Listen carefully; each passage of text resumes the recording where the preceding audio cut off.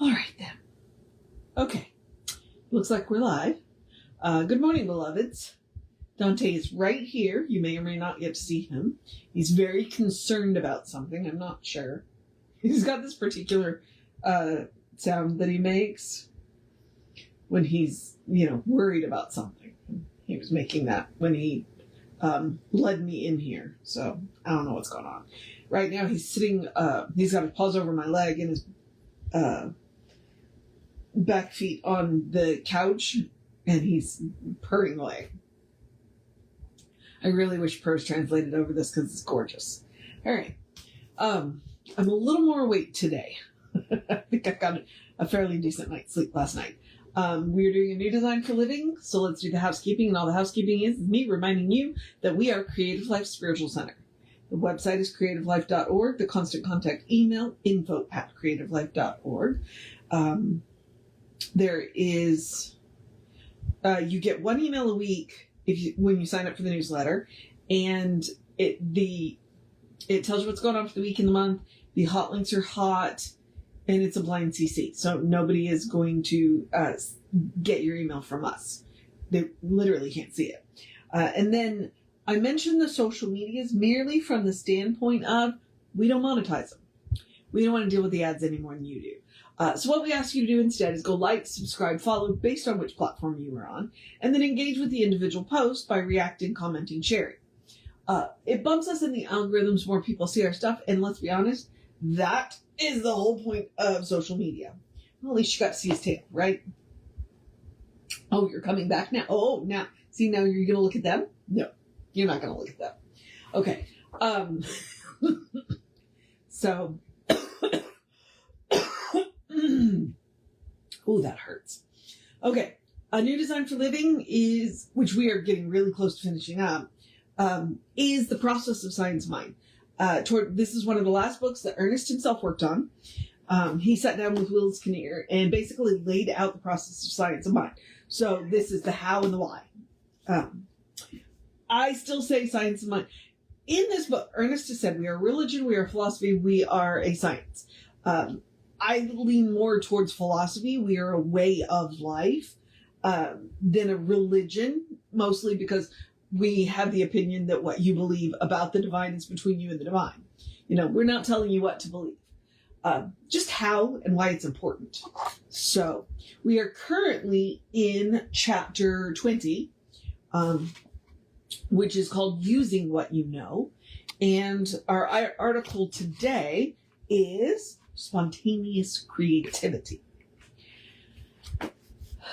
In our approach to effective prayer or spiritual mind treatment, we must not allow ourselves to become too involved in the rules, regulations, procedures, and concepts of the way it must be done.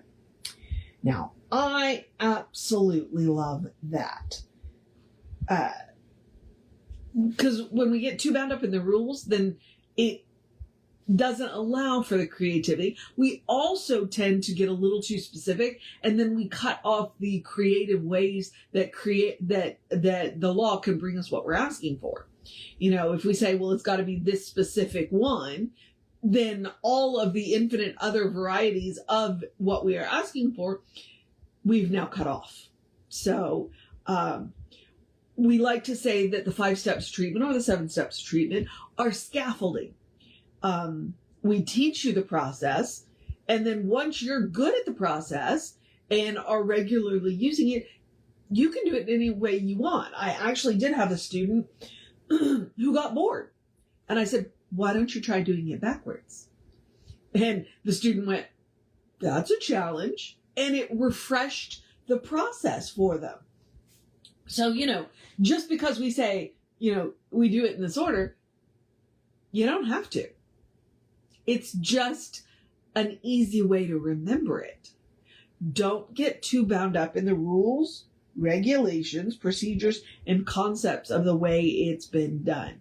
Just because it's always been done that way doesn't mean we have to keep doing it that way. Principle is not bound by precedent. All right, back to Ernest. There are certain basic attitudes which are essential, but beyond these, each is on their own. Prayer and treatment should be entered into with a light spirit, a sense of freedom and happiness, just as children enter into play or into a game. Okay, let me read that again. Prayer and treatment should be entered into with a light spirit, a sense of freedom and happiness. Now, if you are treating for something that is serious, obviously, but other than that, and I get, even when you're treating about something spirit, a lightness of spirit, yeah. And I would say, even if you're treating about something serious, there could be a happiness in that you are going to something that you know wants to respond to you. So, anyway, there is a lightheartedness, a delight, a sense of fun, sheer exuberance in the joy of living. We need have no feeling of solemnity, no sense of dealing with heavy and ponderous ideas or of laborious work to be done. But there should be appreciation and thanksgiving for God's gift to us of the ability to think and of the creativity of our thought, which is why step 5 is gratitude, thanksgiving. If we pay too much attention to possible rules or regulation we may establish for ourselves or accept from others, we will have missed the point of the whole way of prayer. Unless we enter into and possess the spirit of the thing, we will gain little. The life will be gone from our words. The word we speak, the idea we declare, the thought we desire to become thing must spring spontaneously from the heart. Be vitally known and experienced in every corner of our mind, be vibrantly felt in every part of our being. Now, this does not mean you can't write treatments, all right? It absolutely does not. Must spring spontaneously from the heart. It just means whatever it is, allow it in. Allow it in.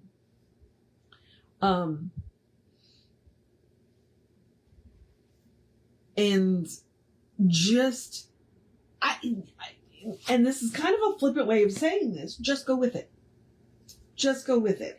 It is one of the reasons why when I get up on the platform to do the closing prayer, I may go up there with an idea, but I never go up there with a plan. You know, it's like, okay, this is what I'm going to allow. This is the idea that I'm going to allow to influence what is about to come out of my mouth, but I don't actually know what's going to come out of my mouth. It is one of the reasons why I do have that jumping off point, why I do use the 4, the one life, one power, one presence, one love. Ernest didn't use one love. That's mine. But it's why I use it to jump off. And once I've jumped off the diving board, then I'm going to swim. And whatever happens is what happens, and it's amazing. And it's amazing. So that spontaneous creativity is very, very, very important to the process. All right, I'm going to move on to the process of my day. What? Yeah, come here. He's talking to me. I'm going to move on into the process of my day and get going. So I'm going to encourage you to have a great day, wondrous day, fantastic day, magical day, an enchanted day, a wonderful day, an awesome day, an amazing day, let go of the rules, processes, and procedures day, allow that spontaneousness to enter into your day.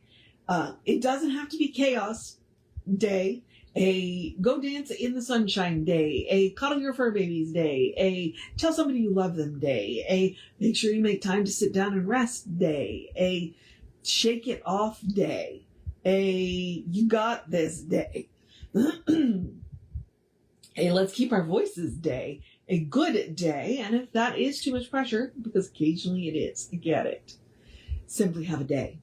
You are enough, just as you are. You're a beloved expression of the divine. You are a brilliant light, a divine spark, spirit in motion, God in action, an absolutely beautiful masterpiece, and a work in progress at the same time, at your own pace. And, as Reverend Jesse likes to call us, you are a godling. So explore the truth of your being. Get to know who the divine knows you to be. Because the divine knows you to be good. And from there, anything is possible. Anything at all is possible. All right. Oh, Lord. I don't know where that congestion is coming from. I just lost my train of thought. That's okay. I was going to remind you that Reverend David will be on sometime this afternoon. I'll be back with you around sometime, probably around 9:15. Take care of yourself. Know that you are loved, and I will see you next time.